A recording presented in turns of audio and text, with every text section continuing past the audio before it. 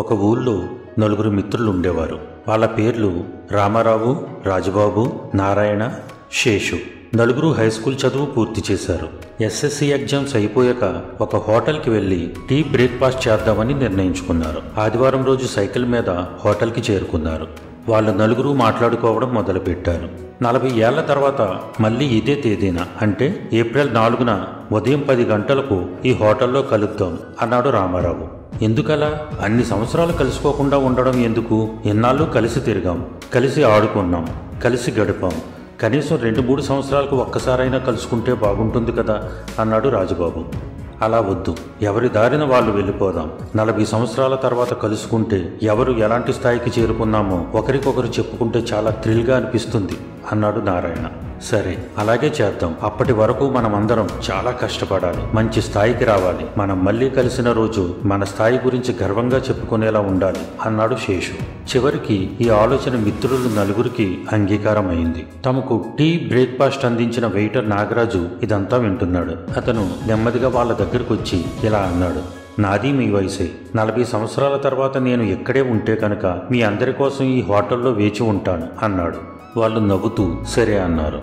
నలుగురు తదుపరి విద్య కోసం విడిపోయారు. రోజులు, నెలలు, సంవత్సరాలు గడిచిపోయాయి. సరిగ్గా 40 ఏళ్ల తర్వాత నిర్ణీత తేదీ ఏప్రిల్ 4 ఉదయం ఆ హోటల్ డోర్ వద్దకు విలాసవంతమైన కారు వచ్చింది. రామారావు కారు దిగి వరండా వైపు నడవడం మొదలుపెట్టాడు. రామారావుకి ఇప్పుడు 3 బంగారు నగల షాపులున్నాయి. హోటల్లో అడుగుపెట్టిన రామారావుని గుర్తుపట్టిన నాగరాజు ఎంతో ఆనందంగా, సార్ మీకోసం ఒక నెల క్రితమే రాజబాబు గారు టేబుల్ బుక్ చేశారని చెప్పాడు. 1 గంటలో నారాయణ వచ్చాడు. నారాయణ ఒక మహానగరంలో పెద్ద బిల్డర్ అయ్యాడు. కోట్లు సంపాదించాడు. స్నేహితులిద్దరూ మాట్లాడుకుంటూ వేరే స్నేహితుల కోసం ఎదురు చూస్తుండగా అరగంటలో 3వ స్నేహితుడు శేషు వచ్చాడు. అతనితో మాట్లాడిన తర్వాత శేషు పరిశ్రమలు స్థాపించి పెద్ద వ్యాపారవేత్త అయ్యాడని ఇద్దరికీ తెలిసింది. అందరూ ఆనందపడ్డారు. స్నేహితులు ముగ్గురి కళ్ళు పదే పదే డోర్ వైపు చూస్తున్నాయి. రాజబాబు ఎప్పుడు వస్తాడా అని. ముగ్గురు 40 ఏళ్ల తర్వాత కలుసుకోవడం వల్ల చాలా ఆనందంగా ఉన్నారు.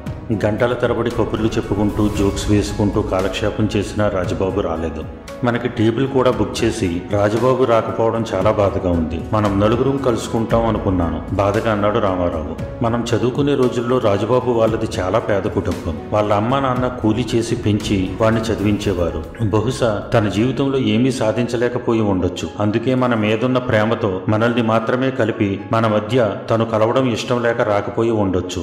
గతాన్ని గుర్తు చేసుకుంటూ బాధగా అన్నాడు నారాయణ. మనం మధ్యలో కలుస్తూ ఉండకపోవడం వల్ల పెద్ద తప్పే చేశాము. కలిసుంటే వాడికి ఏమైనా సహాయం చేసి ఉండేవాళ్ళం అన్నాడు శేషు. ఇక చేసేదేమీ లేక మిత్రులు ముగ్గురు బయలుదేరడానికి సిద్ధపడి తమ బిల్ ఎంతైందో అడిగారు. బిల్లు అడిగిన వెంటనే ఆన్లైన్లో బిల్లు కట్టేసినట్టు ముగ్గురికి సమాధానం వచ్చింది. ముగ్గురు బయటికి వచ్చారు. అప్పటికి సమయం రాత్రి 8 గంటలైంది. సరిగ్గా అప్పుడే ఓ యువకుడు కారు దిగి బయలుదేరేందుకు సిద్ధమవుతున్న ముగ్గురు స్నేహితుల వద్దకు వచ్చి ఎదురుగా నిలుచున్నాడు. ఆ ముగ్గురు ఆ వ్యక్తిని చూస్తూ ఉండిపోయారు. వచ్చిన ఆ యువకుడు, నేను మీ స్నేహితుడు రాజబాబు గారి కొడుకు రామ్ కుమార్ని అంటూ చెప్పడం మొదలుపెట్టాడు. ఈరోజు మీ రాక గురించి నాన్నగారు చాలాసార్లు చెప్పారు. మిమ్మల్ని కలవడం కోసం ఎంతో ఆతృతగా ఉండేవారు. ఈ రోజు కోసమే నేను ఎదురు చూస్తున్నాను. కానీ గత నెలలో తీవ్ర అనారోగ్యంతో మా నాన్నగారు చనిపోయారు అంటూ ఒక క్షణం ఆగి కళ్ళు తుడుచుకుని మళ్ళీ చెప్పసాగాడు. చనిపోయే ముందు మా నాన్న ఇలా అన్నారు. నేను ఈ లోకంలో లేనని తెలిసినప్పుడు నా స్నేహితులు ఆనందంగా గడపలేరు. ఒకరినొకరు కలుసుకున్న ఆనందం కోల్పోతారు. నా గురించే తలుచుకుని కుమిలిపోతారు. అందుకే ఆలస్యంగా వెళ్ళమని ఆదేశించారు. తన తరపున మిమ్మల్ని కౌగిలించుకోమని కూడా అడిగారు అంటూ తన 2 చేతులు చాచాడు. మిత్రులు ముగ్గురు ఉబికి వస్తున్న దుఃఖాన్ని ఆపుకుంటూ కౌగిలించుకున్నారు. చుట్టుపక్కల జనాలు ఈ దృశ్యాన్ని ఆసక్తిగా చూస్తున్నారు. ఈ యువకుడిని ఎక్కడో చూసినట్లు ఉంది అనుకుంటున్నారు. బాబు, నాన్నగారు ఏం చేసేవారు? తన జీవితం ఎలా సాగింది? జేరబోయిన గొంతుతో అడిగాడు రామారావు. నాన్న ఎన్నెన్నో కష్టాలు పడ్డారు. నన్ను చదివించడానికి బరువులు ఎత్తి కూలీ పనులు చేశారు. తన కష్టాలు ఎప్పటికీ నా జీవితంలో చూడకూడదు అనేవారు. ఆయన కష్టానికి ఫలితం దక్కాలని నేను చాలా శ్రద్ధగా చదివాను. ఈ రోజు నేను ఈ జిల్లా కలెక్టర్ని అంటూ ముగించాడు రామ్ కుమార్. అతను చెప్పిన మాటలు విని అక్కడున్న అందరూ ఆశ్చర్యపోయారు. మిత్రులు మాత్రం అతని వద్ద సెలవు తీసుకుని వస్తున్న దుఃఖాన్ని తమలోనే దిగమింగుతూ మంచి స్నేహితుడిని కోల్పోయి కోల్పోయామే అన్న బాధతో వెనుతిరిగారు. మిత్రులారా, అందుకే మీ బంధువులతోనూ స్నేహితులతోనూ శ్రేయోభిలాషులతోనూ వీలును బట్టి కలుస్తూ ఉండండి. వీలు కాకపోయినా వీలు కల్పించుకుని కలవండి. తర్వాత వెళ్దాం, సందర్భం వచ్చినప్పుడు చూద్దాం అనుకుంటూ ఏళ్ల తరబడి వాయిదాలు వేయకండి. ఎందుకంటే మృత్యువును చేరుకోవడానికి ఎప్పుడు ఎవరి వంతు వస్తుందో తెలియదు. ఆ తర్వాత కలుద్దామని ఎంత తాపత్రయపడినా కలవాల్సిన వాళ్ళు మీకు ఎప్పటికీ కనిపించరు. జీవితం అంటే సినిమాలు, రాజకీయాలు, టీవీలు, మొబైల్లు, ఫేస్బుక్లు, వాట్సాప్లు, బార్లు, రెస్టారెంట్లు లాంటివి మాత్రమే కాదు. అమ్మలు, నాన్నలు, తోడబుట్టిన వాళ్ళు, అమ్మమ్మలు, నాన్నమ్మలు, తాతయ్యలు, స్నేహితులు, బంధువులు, సరదాలు, సంతోషాలు అన్నీ ఉంటేనే నిజమైన జీవితం.